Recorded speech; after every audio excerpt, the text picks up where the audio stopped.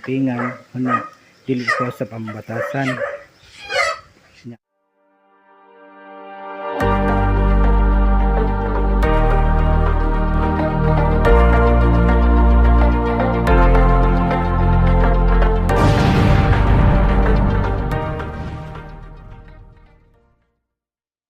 Dili pagbasaran ang butang kung na kampingan unya dili ko sa pambatasan nya na kung mahibaw na ako na tawo mo ilo Okay.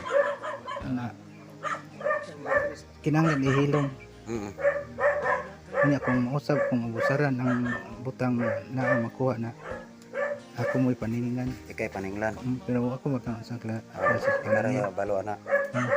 unta na pagpasunod balik Oh, nya kanang muabag sila tabang sila. sabang na nagi po na sila Na sila. nya ang gikuhan mas nagtrabaho ipahinahinag lihok Samtang nagtrabaho, ipahinahinag laglihok hinahinay laglihok, ang sa pabangan nya ilingin ilingin.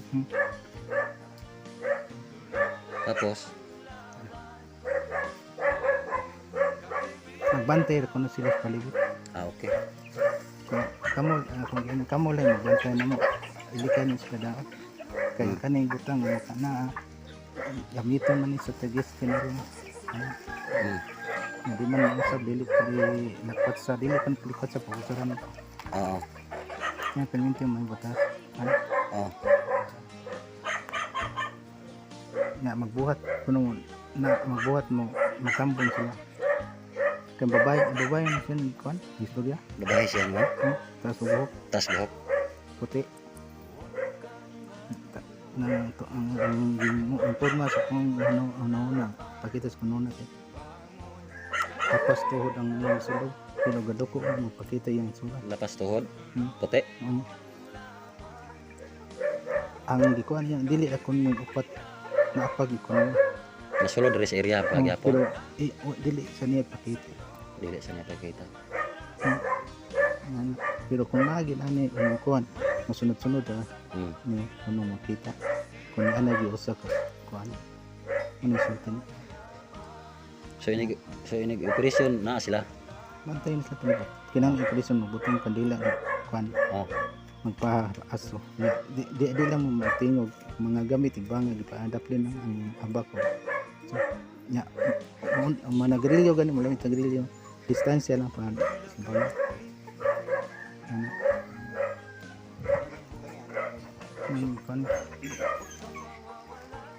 So ang confirm mo asam ta mag-una katugod sa saging? dire Ha? dire sabi Kining galingkod ka sa wala ka. Wala ta. itong Kining pormahan mo ron wala. katong akong gibarugan atong gapon daw atong nangagian dalawa Katong lahas barugan dito sa ubos saging.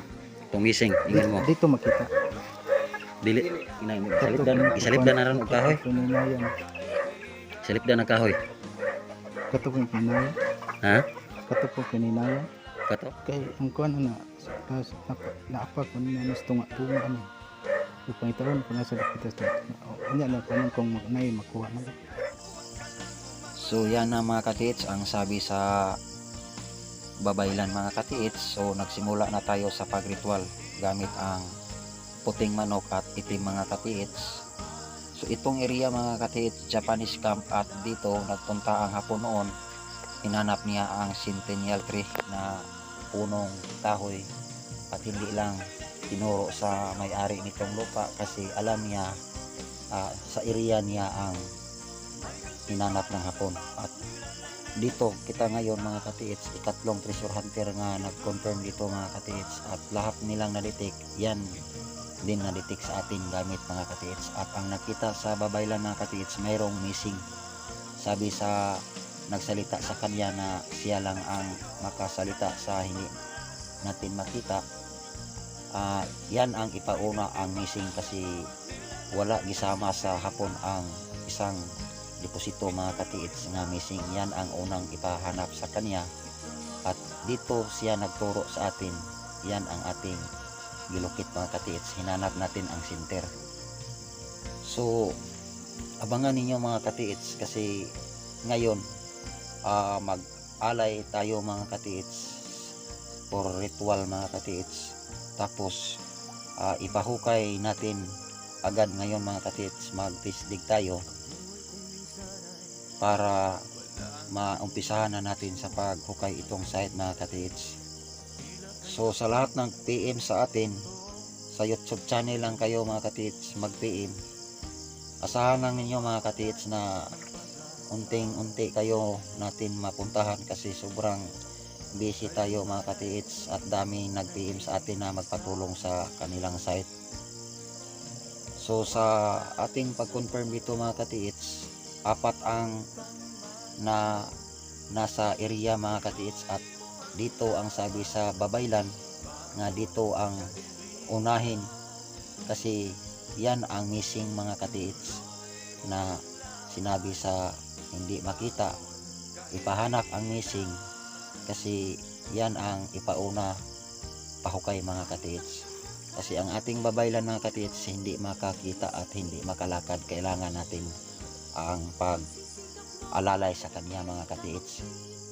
So kahit hindi ta maggamit sa ating gamit mga katiits, matukoy niya kung saan ang area sa nalagyan ng deposito mga katiits at ating gamitan lang ng ating gamit para masigurado natin mga katiits na mapuwint natin ang center. So yan lang mga katiits. So abangan lang ninyo itong ating unang video mga katiits. Sa part 1 ito mga katiits. Abangan lang ninyo mga katiits para masubaybayan ninyo itong video mga katiits. So konfirmado mga katiits kahit anong gawin natin sa paglukit mga katiits, yan ang center mga katiits na ating nalukit. At ito ang ikalawa mga katiits na naturo sa Babaylan at na-confirm din sa unang mga treasure hunter na mayroong nalukit nila dito mga katiits gamit ang kanilang scanner.